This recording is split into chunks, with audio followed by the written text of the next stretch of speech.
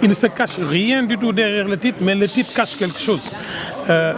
Chaque titre résume un contenu d'ouvrage et une volonté d'écrire. Pendant des années, j'ai envoyé des viatiques au quotidien et les vendredis à mes proches. Et il se trouvait qu'avec leur téléphone, ils perdaient les textes. Il se trouve aussi que, en réalité, moi-même, j'avais besoin de retrouver certains textes et je ne les retrouvais plus. Et à un moment, il faut passer du virtuel à la réalité. Il fallait aller rencontrer ces gens-là et qui reprenaient les viatiques à leur compte. Donc c'est pourquoi j'ai compilé une partie des viatiques, il en reste beaucoup plus, pour sortir ce livre-là. Maintenant, le titre, Viatique pour se muscler la tête, parce qu'on est dans un pays où, quand on se muscle le corps, on peut avoir de l'argent. Mais les conflits que nous vivons, les difficultés au quotidien que nous avons, les souffrances psychologiques que nous avons, ce sont des souffrances pendant lesquelles nous sommes seuls et après nous sommes seuls.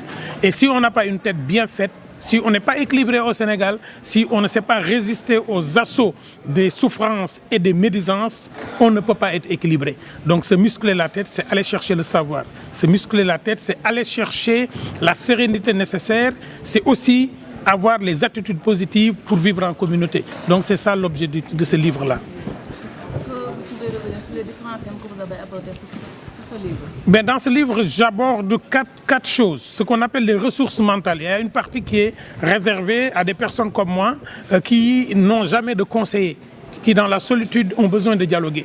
Il y a une partie qui s'appelle la citoyenneté active. Comment vivre en communauté, mais comment être un citoyen debout. Et il y a une dernière partie qui met en valeur les paroles traditionnelles. Donc j'aborde 4 thèmes. Comment être équilibré, définir sa vie, avoir un cap. Le deuxième thème, c'est comment, face à l'échec, comprendre que chaque échec est une porte vers la réussite. Comment ne pas abdiquer. Et le troisième grand thème, c'est exister par les autres et exister pour les autres. Mais ce thème est lié à un autre sous-thème, apprendre qu'en détruisant l'autre, on s'autodétruit et que l'humain et l'humanité ne fondent que la conscience positive. Alors, qu'est-ce qui vous a motivé à écrire ce livre? Mais je suis écrivain, ce livre est mon 14e. Ce livre est mon 14e livre, ce n'est pas mon premier livre. J'ai écrit des livres de contes, j'ai écrit des pièces de théâtre, j'ai écrit des recherches sur le patrimoine, mais il me restait à traduire les émissions et les vidéos que je fais à la télé en livre. Parce que les vidéos, on peut les monter. Il y a beaucoup de mes textes qui sont repris par des personnes qui enlèvent mon nom et qui mettent leur nom sur les réseaux sociaux. Mais avec ce livre, ce n'est pas possible. Alors, tout à l'heure, dans votre exposé, si je peux l'appeler ainsi, on a pu comprendre que vous parlez de l'actualité. Quand vous évoquez que le Sénégal est un et indivisible, vous avez également parlé du rôle des parents par rapport à l'éducation de leurs enfants. Mais oui, parce que la présentation d'un livre est une occasion de dialogue pour les écrivains. C'est une occasion de prise de parole. Aujourd'hui, on a constaté qu'au Sénégal, beaucoup de parents pensent que la réussite, c'est que l'enfant ait un diplôme. La véritable réussite, ce n'est pas que l'enfant ait un diplôme, c'est qu'après notre décès, nos enfants ne se déchirent pas à l'héritage. Et cela, on construit une relation entre nos enfants et avec nos enfants. Réussir aujourd'hui, ce n'est pas avoir des voitures, ce n'est pas avoir des étages. C'est construire des consciences qui savent tenir ce pays. Et dans ce pays, aujourd'hui, on se regarde plus les yeux dans les yeux qu'on regarde ensemble dans la direction. C'est pourquoi j'appelle les parents à plus de responsabilité dans l'éducation, moins d'élevage et plus d'éducation. Non, je ne prétends pas que mon livre peut servir de modèle aux générations. Ça, c'est l'histoire qui le dira. Mais mon rôle est de transmettre. On m'a transmis, je transmets. Je suis un produit de l'école publique sénégalaise. Je sais écrire. Si je n'écris pas, je ne prends pas mes responsabilités. Après, advienne que pourra. Moi, mon rôle est d'écrire.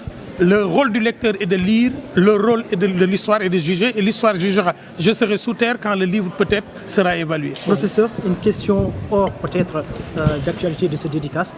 Aujourd'hui, quand vous dites que vous êtes écrivain et que votre rôle est d'éveiller, nous allons vous poser une question d'actualité par rapport à l'immigration clandestine et par rapport également à ces accidents récurrents, notamment celle qui s'est passée aujourd'hui, ou bien celui qui s'est passé aujourd'hui au niveau de Louga. Oui, mais la réalité, c'est que quand on regarde le phénomène comme l'immigration clandestine, on doit interroger les fondements culturels. On n'interroge que les fondements économiques. Quand quelqu'un entend tous les jours dire l'autre a voyagé parce que sa mère a travaillé dans la maison, Mais sa mère va lui dire, moi aussi je n'ai pas travaillé, j'ai besoin d'un enfant qui voyage. Le discours est extrêmement violent pour ceux qui n'ont rien dans ce pays. Les causes économiques doivent être interrogées, mais les causes culturelles du voyage doivent être interrogées. Nous sommes un peuple de voyageurs. La véritable question, c'est quelle est notre responsabilité. Il y a des accidents, mais après chaque accident, tout le monde s'émeut. On donne des chiffres et on ne donne pas les noms des morts. On considère que c'est un nombre, ce n'est pas un nombre. Et le plus dur, c'est qu'après ces accidents, il n'y a pas de suivi psychologique de ceux qui ne sont pas morts dans l'accident et qui vivent hantés par ces questions-là. Après, il y aura des accidents, tout le monde va s'émouvoir, mais on est un pays de l'éphémère et dans 2 jours, d'autres enfants vont aller dans les pirogues. La véritable question, c'est les criminels qui les mettent dans les pirogues méritent d'être sanctionnés et des sanctions extrêmement dures. Moi, je n'accuse pas ceux qui ont perdu des enfants, je leur présente des condoléances. Mais notre responsabilité est le collectif. Comment voyons-nous notre propre corps noir? Comment voyons-nous notre propre pays? Comment voyons-nous nos continents? C'est ce discours de désabus sur notre continent que je ne peux pas accepter et je ne peux pas le tolérer. Ce pays n'est pas un pays de misère, l'Afrique n'est pas une terre de misère. C'est dur, c'est compliqué pour des gens, mais le discours culturel doit être interrogé. Les gens ne voyagent pas juste parce qu'ils n'ont rien. Ils voyagent parce que voyager signifie aussi quelque chose. Monsieur, on a constaté que nous vivons maintenant dans un pays où l'espace de débat par une part de la pensée. Est-ce qu'on pourrait penser que votre livre-là est une manière de reconquérir cette faculté-là qui est... On ne débat plus, on s'insulte. Mais parce qu'il est plus facile pour un footballeur de faire un coup franc que de prendre techniquement le ballon de son adversaire. Il est plus facile d'insulter quelqu'un que de répondre par des arguments. Répondre par des arguments, c'est mobiliser une énergie mentale. Et c'est ce que je dis dans le livre. Je dis dans le livre, quand on prétend répondre à tout, c'est qu'on ne sait rien. Quand on a réponse à toutes les questions, on est spécialiste de rien. Spécialiste de rien du tout, c'est spécialiste de tout. Il faut qu'on comprenne que Dieu a fait descendre les gens sur terre. Il y a des gens qui ne croient pas en Dieu. Pourtant, il les laisse vivre. Pourtant, il leur donne leur chance. Il ne les sanctionne pas, il ne les tue pas à l'instant. Pourquoi un homme sur terre voudrait que tout le monde l'aime? Tout le monde veut que tout le monde l'aime, mais qui aime tout le monde? Vous êtes un grand homme dont le Sénégal a besoin. Pourquoi n'intégrez-vous pas sur les questions politiques? On prend des enfants dans la rue et qui en fait des modèles. C'est ça ma politique et c'est ça faire la politique.